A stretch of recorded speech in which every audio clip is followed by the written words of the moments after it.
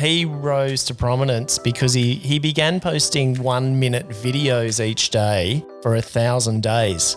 So anyone who's online a lot will know this guy, and anyone of a certain age group, sort of under 40, I suppose.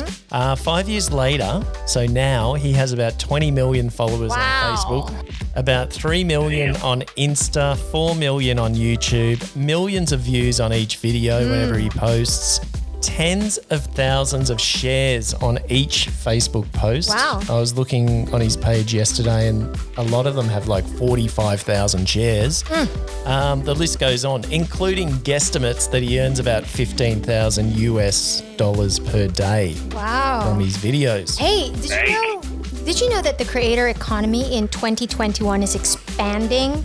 And that's great for me. Is it? Is that good news or?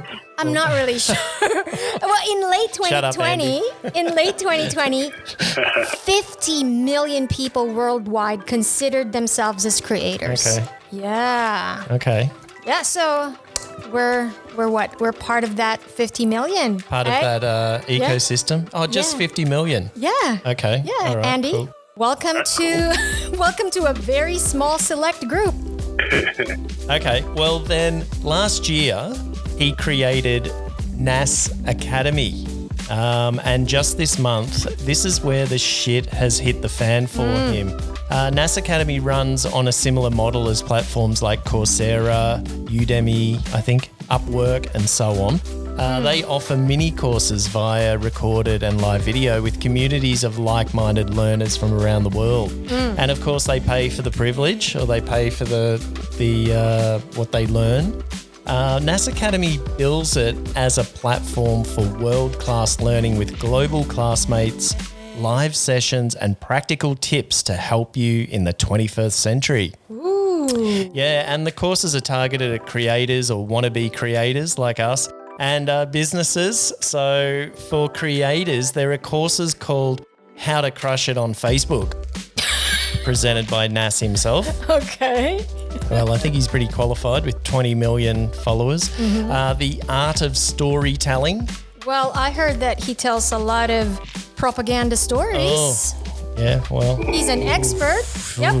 That axe is out. But NAS Academy has recruited so-called experts from around the world to present these masterclasses. So it's not just him. He called you? Did you get an email from NAS Daily? Well, I might be getting one in the next few weeks after this scandal. Right. You never know. He might be a bit desperate. And this is where NAS Daily's most recent controversy ignited. Long story short, NAS Academy is alleged to have signed an agreement with Whang-od. Hey, that's from the Philippines, old lady. Yeah, she's 104 years old. Tattoos, Yeah. She's a tattoo artist, and she's the last of the Kalinga. Is that right now? Yeah, Kalinga tattooist in the Philippines. Yeah, it's an ancient art. Yep. Yeah, that's right. And it's said to be like 1,000 years old. And in the course, she was to reveal her rituals, tools, and methods for making traditional tattoos for 750 pesos. Which is about is that right? $15? You're selling tradition for 750 pesos. Well, this is what caused this furore over there in the Philippines. Okay. So the grandniece of Whang-od came out publicly and accused NAS Academy as a scam. How can a 100-year-old lady be on YouTube? Yeah. Well, record her. I think the issue wasn't about it being on YouTube or whatever, but it was about how can someone of that age speak or write. Well, there are oral histories about her. I don't want to sound ageist, but she's 104. Yeah. And there's a lot of anthropologists in the Philippines and Western anthropologists as well who've written about her and who've documented her art and the art of her people.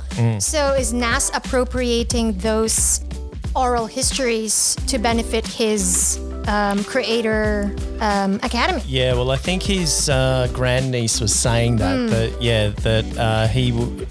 NAS Academy, NAS Daily and NAS Academy were taking advantage of her culture. Yeah. But I think what's sort of happened is people are asking because Nas Daily, he's adamant that there was a contract. Okay, signed and that by Whang-od, who? well, she signed it. He then put out, when this fired up online, he put out a video showing the lady stamping a document with a thumb. She had ink on a thumb and was... Did she even know what she was signing? Well, this is what I was about to say before. Like, you know, I think this is the argument that Actually- she didn't know what she was doing. But presumably the family were there as well. Okay. So...